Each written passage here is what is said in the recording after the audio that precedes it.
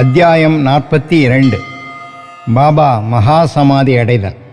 முன்பாகவே உணர்த்திய குறிப்பு.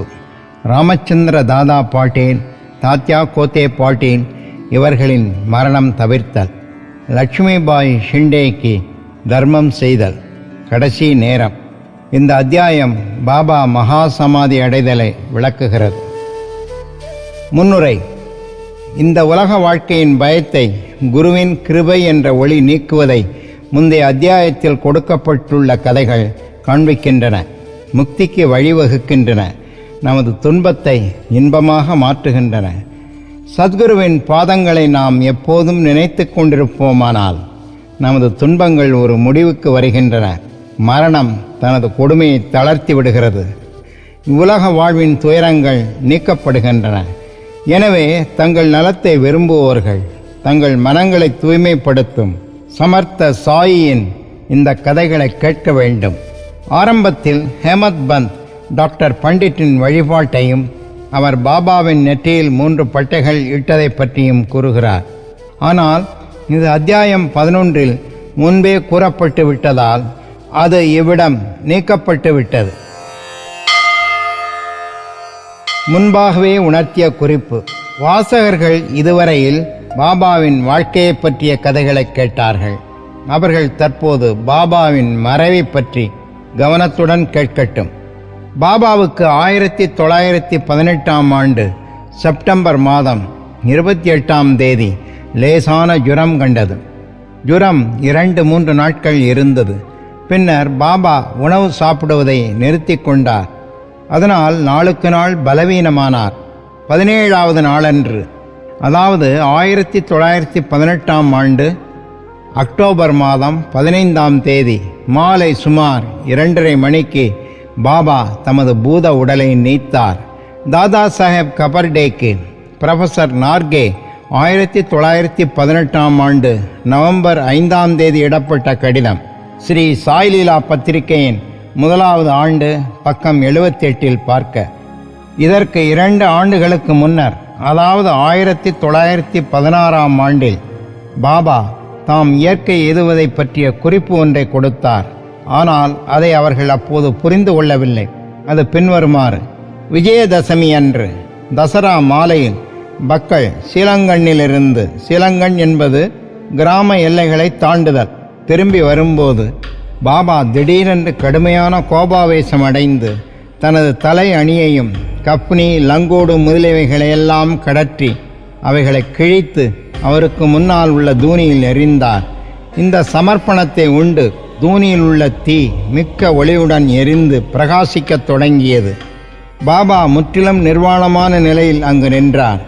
நெருப்பை போன்ற சிவந்த கண்களுடன் எல்லோரையும் நோக்கி, ஓ பேர்வழிகளே, இப்போது என்னை எல்லோரும் நன்றாக பார்த்து நான் ஒரு இந்துவா அல்லது முஸ்லீமா என்பதை தீர்மானியுங்கள் என்று உரக்க கூவினார். எல்லோரும் பயத்தால் நடுங்கிக் கொண்டிருந்தனர். ஒருவருக்கும் பாபாவிடம் நெருங்க தைரியமில்லை.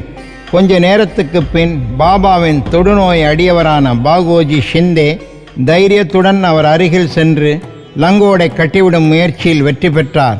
பாபா, என்ன இதெல்லாம்?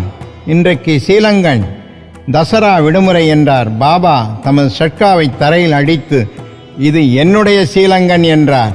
பாபா இரவு 11 மணி வரை சாந்தமடையவில்லை.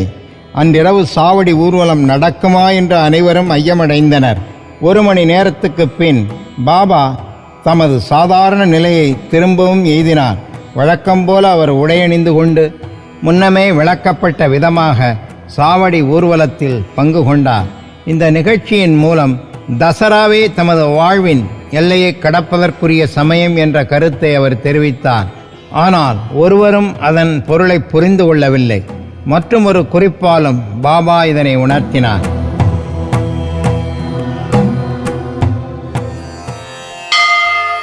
ராமச்சந்திர தாத்யா பாட்டீல்களின் மரணத்தை தவிர்த்தல்.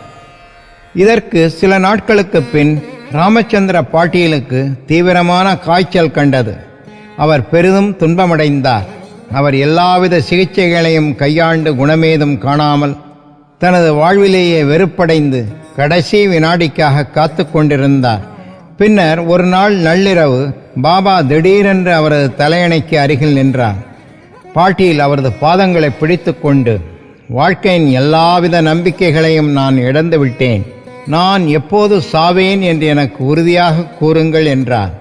கருணையுள்ள பாபா, கவலைப்படாதே, உனது ஹிண்டி மரண ஓலை வாபஸ் பெற்றுக்கொள்ளப்பட்டு விட்டது. நீ விரைவில் குணமாவாய். ஆனால் தாத்யா பாட்டீலை குறித்து நான் கவலைப்படுகிறேன். அவன் சக 1840 வருடம் 1818 விஜயதசமி என்ற மரணமடைவான். யாருக்கும் இதை வெளியிட்டு விடாதே, அவனுக்கும் இதை சொல்லாதே, ஏனென்றால் அவன் பயங்கரமான அளவுக்கு பீதியடைவான் என்றார். ராமச்சந்திர தாதா சுகமடைந்தார். ஆனால் தாத்யாவின் வாழ்வை பற்றி அவர் நடுக்கமுற்றார். ஏனெனில் பாபாவின் மொழிகள் மாற்ற இயலாதவை என்பதாலும் 2 ஆண்டுகளில் தாத்யா மரணமடைவார் என்பதை குறித்துமே பாலா ஷிம்பி என்ற ஒரு தையல்காரரை தவிர வேறு ஒருவரிடமும் இந்த குறிப்பை கூறாமல் ரகசியமாக வைத்திருந்தார். ராமச்சந்திர தாதா, பாலா ஷிம்பி என்ற இந்த 2 பேர்கள் மட்டும் தாத்யாவின் உயிரை பற்றி பயந்து கொண்டும் என்ன ஆகுமோ என்றும் இருந்தனர். ராமச்சந்திர தாதா படுக்கையை விட்டு நீங்கி நடமாடத் தொடங்கினார். காலம் வேகமாகச் சென்றது. சக 1840 வருடம் பத்ரபாத் மாதமும் 1918 வருடமும் வந்து முடிந்தது. ஆஷ்வின் வரத் தொடங்கியது. பாபாவின் கூற்றுப்படியே தாத்யா காய்ச்சலினால் படுத்த படுக்கையானார். எனவே அவரால் பாபாவின் தரிசனத்துக்கு வர முடியவில்லை. பாபாவுக்கும் காய்ச்சல் வந்தது. பாபாவிடம் தாத்யாவுக்கு முழு நம்பிக்கை இருந்தது. பாபாவுக்கு அவரது பாதுகாவலரான ஹரியின் பேரில் முழு நம்பிக்கை இருந்தது. தாத்யாவின் காய்ச்சல் மோசமடைந்து கொண்டே வந்தது. அவரால் அசையக்கூட முடியவில்லை. எப்போதும் அவர் பாபாவை ஞாபகப்படுத்தி கொண்டார். பாபாவின் கஷ்டமான நிலையும் அதே அளவு வளர்ந்தது. முன்னால் பாபாவால் உரைக்கப்பட்ட விஜயதசமி நாளும் வந்து கொண்டிருந்தது. ராமச்சந்திர தாதாவும் பாலா ஷிம்பியும் தாத்யாவை பற்றி பயங்கரமான அளவு பீதியடைந்தனர். பாபா முன்னுரைத்தபடி தாத்யாவின் முடிவு வந்துவிட்டது என அவர்கள் எண்ணி அவர்கள் உடல் நடுங்கி வியர்த்தது. விஜயதசமியும் மலர்ந்தது. தாத்யாவின் நாடி மிக மெதுவாக அடித்து கொள்ளத் தொடங்கியது. விரைவில் அவர் மரணமடைவார் என்று எதிர்பார்க்கப்பட்டார். ஆனால் ஒரு வினோதமான நிகழ்ச்சி நடைபெற்றது. தாத்யா பிழைத்து கொண்டார். அவர் மரணம் தவிர்க்கப்பட்டது. அவருக்கு பதிலாக பாபா மரணமடைந்தார். ஒரு பரிவர்த்தனை ஏற்பட்டதைப் போல தோன்றியது. பாபா தாத்யாவுக்காக தமது உயிரை கொடுத்தார் என்று மக்கள் கூறினார்கள். அவர் அங்கனம் செய்தாரா? அது அவரது வழிகள் அறிவுக்கு அப்பாற்பட்டவைகளாதலால் அவருக்கு மட்டுமே தெரியும். என்றாலும் இந்த நிகழ்ச்சியில் பாபா தமது மரணத்தை பற்றி தமது பெயருக்கு பதில் தாத்யாவின் பெயரை போட்டு குறிப்பு தந்தார் என்றே தோன்றுகிறது. அடுத்த நாள் காலை அக்டோபர் 16 பண்டரிபுரத்தில் தாஸ்கனுவின் கனவில் பாபா தோன்றி, மசூதி இடிந்து விழுந்து விட்டது. ஷிரடியில் எல்லா எண்ணெய்க்காரர்களும் கடைக்காரர்களும் என்னை பெருமளவு துயரப்படுத்தினார்கள். எனவே நான் அவ்விடத்தை விட்டு நீங்கிவிட்டேன். நான் இதை உனக்கு தெரிவிக்கவே இங்கு வந்தேன். தயவு செய்து அங்கு உடனே சென்று பக்கல் புஷ்பங்களால் என்னை போர்த்து என்றார். தாஸ்கனு விஷயத்தை ஷீரடியிலிருந்து வந்த கடிதங்கள் மூலமாகவும் அறிந்தார். எனவே அவர் ஷீரடிக்கு தமது சீடர்களுடன் வந்து பஜனையையும் கீர்த்தனைகளையும் செய்யத் தொடங்கினார். ஜகத்பதே ஹரி சாயி கோபாலா,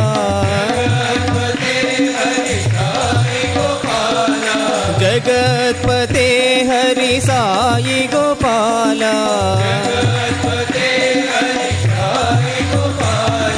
ஜகதோதாரா சாயி நந்தலாலா. இறைவன் நாமத்தை பாபாவின் சமாதி முன்னால் நாள் முழுவதும் பாடினார்.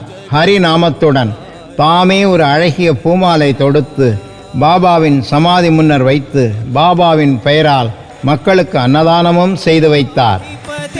கிருஷ்ண கோபாலா,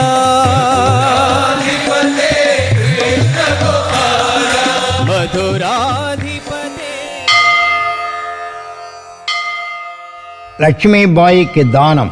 எல்லா இந்துக்களாலும் தசரா அல்லது விஜயதசமி மிக மிக புனித நாளாக கருதப்படுகிறது. பாபா தமது எல்லைக்கோட்டை தாண்டுவதற்கு இந்த நாளை தேர்ந்தெடுத்தது பொருத்தமேயாகும். இதற்கு சில நாட்களுக்கு முன்னர் அவர் துன்புற்றார் என்றாலும் எப்போதும் அவர் உள் உணர்வுடன் இருந்தார்.